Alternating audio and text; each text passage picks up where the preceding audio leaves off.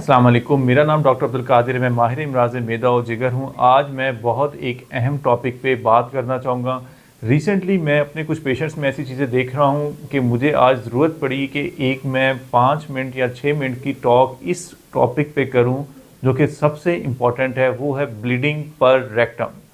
अच्छा, बड़े पेशाब में खून आना जिसको ब्लीडिंग पर रेक्टम कहते हैं, ये एक कॉमन अलामत है जो कि आजकल हम देखते हैं कि मैक्सिमम लोगों को इस मसले से ज़िंदगी में एक दफ़ा ये ज़रूर सामना करना पड़ता है।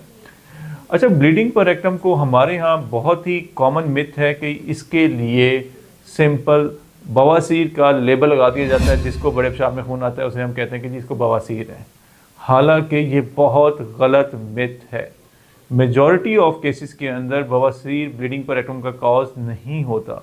ब्लीडिंग पर रेक्टम या बड़े पखाने के अंदर खून आने की बहुत सी वजूहत हैं, जिसमें सिंपल बवासीर से लेके बड़ी आंत के अंदर अल्सर, आंत की सोजिश की मुसलसल बीमारी, या फिर कोई पॉलिप वाली डिजीज़, या खुदा न खास्ता कैंसर जैसे मर्ज के अंदर भी ब्लीडिंग पर रेक्टम यानी कि बड़ी आंत में खून आ सकता है। हमारे यहाँ लोग इसको बिल्कुल इग्नोर करते हैं।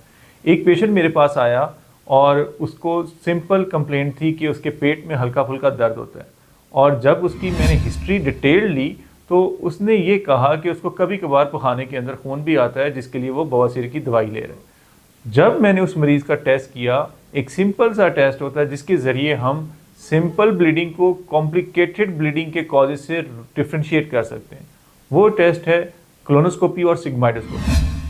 अच्छा, इस टेस्ट के अंदर बेसिकली हम कैमरे के ज़रिए बड़ी आंत के ज़ख़म जहाँ से ब्लीडिंग हो रही होती है उसको, या फिर अंडरलाइंग जिस कोई कैंसर या कोई पॉलिप या कोई बवासीर, उसको हम डायग्नोज कर सकते हैं। जब उस पेशेंट को मैंने टेस्ट करके देखा, वो एक बवासीर जिसकी वो दवाई ले रहा था वो मर्ज नहीं था, बल्कि वो एक एडवांस कैंसर की शक्ल अख्तियार किया हुआ ज़ख़म था जिसकी वजह से उस मरीज़ को ब्लीडिंग हो रही थी।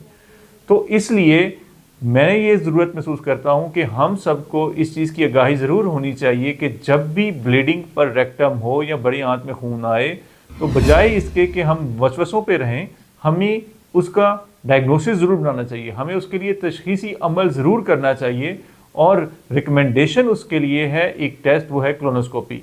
वो एक मुस्तलक गैस्ट्रोएंटरोलॉजिस्ट जिसको जो इस चीज़ में एक्सपर्ट है, उससे आप लाजमी रजू करें ताकि वो एक तशख़ीसी अमल पूरा करे जिसमें आपकी तशख़ीस हो सके और उसको तशख़ीस के अकॉर्डिंगली उस मसले को हल किया जाए। अब हम इस टेस्ट में बताते हैं कोलोनोस्कोपी के बारे में कि कोलोनोस्कोपी टेस्ट क्या होता है, कैसे होता है, और इसमें क्या क्या चीज़ें हम डायग्नोज कर सकते हैं और क्या क्या चीज़ें इसमें हम मैनेज कर सकते हैं। अच्छा, कोलोनोस्कोपी एक जदीद एंडोस्कोपी का टेस्ट जिसमें हम कैमरे के ज़रिए बड़ी आंत के तमाम हिस्सों को डिटेल में देख सकते हैं, और इस टेस्ट में हम यूजुअली पेशेंट्स को सेडेशन के ज़रिए करते हैं और इसमें मरीज़ को कोई दर्द या तकलीफ़ नहीं होती।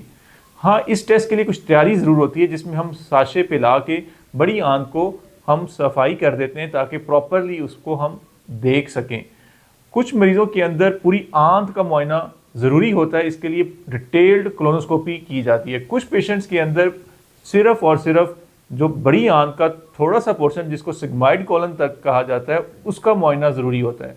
उसमें साशे पीने की या आंत को साफ़ करने की ज़रूरत नहीं होती, जस्ट एक अनीमे के साथ गट को या आंत को साफ़ किया जाता है और फ़ौरन से वो टेस्ट किया जा सकता है। जो भी टेस्ट हो उसमें हमें अंडरलाइंग आंत की हर किस्म के अल्सर, पॉलिप और बवासीर और कैंसर जैसी चीज़ें इनिशियल स्टेज में ही डायग्नोज हो जाती हैं। और मज़े की बात यह है, पते की बात यह है, ये थेरेपेटिक भी हो सकता है। अगर कोई एक्टिव ब्लीडिंग हो रही है अल्सर से, तो इस टेस्ट के ज़रिए हम उस ब्लीडिंग को रोक भी सकते हैं। और खुदा न खास्ता अगर पॉलिप बड़ी आंत के अंदर बने हुए हैं तो हम इसी टेस्ट के दौरान उस पॉलिप को रिमूव भी कर सकते हैं। और अगर ज़रूरत पेश आए और कैंसर की तशख़ीस या कोई आंत की सोजिश या एलर्जी की तशख़ीस के लिए बायोप्सीज लेनी हो, वो भी हम इसी टेस्ट के ज़रिए कर सकते हैं। अच्छा, इस टेस्ट के लिए मरीज़ को दाखिल होने की ज़रूरत नहीं होती।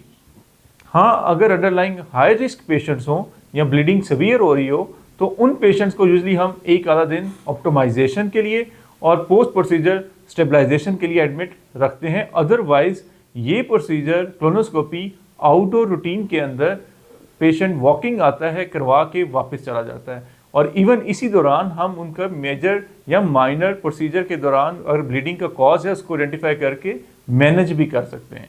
तो इसलिए मैं एंड में एक ही मैसेज दूंगा जो सबसे इंपॉर्टेंट है, अगर किसी भी मरीज को बड़ी आंत में खून की शिकायत हो उसको बिल्कुल लाइट ना लें, उसको वसवसों में और टोटकों में टाइम ज़ाया ना करें, बल्कि उस रेलिवेंट डॉक्टर, मुस्तनद डॉक्टर से ही रजू करें। ज़्यादातर लोग करते हैं कि होम्योपैथिक मेडिसिन की तरफ चले जाते हैं, या फिर हकीम मेडिकेशन की तरफ चले जाते हैं, या फिर उस फील्ड के डॉक्टर से कॉन्टैक्ट नहीं कर पाते टाइमली, जो इस मर्ज को टाइमली डायग्नोज कर सकता है, जिसकी वजह से डायग्नोसिस में डिले आता है, और डिले आने की वजह से मरीज की बीमारी में पेचीदगी भी आ चुकी होती है, और उसमें कुछ ऐसी तकालीफ में या ऐसे जख्म बन जाते हैं जो कि फिर सिंपल तरीके से उनको मैनेज नहीं किया जा सकता। इसलिए टाइमली डायग्नोसिस, प्रॉपर डॉक्टर के साथ रजू कर लेना और उस मसले को हल कर लेना आपको बहुत सी बड़ी मुश्किलों से बचा सकता है। शुक्रिया।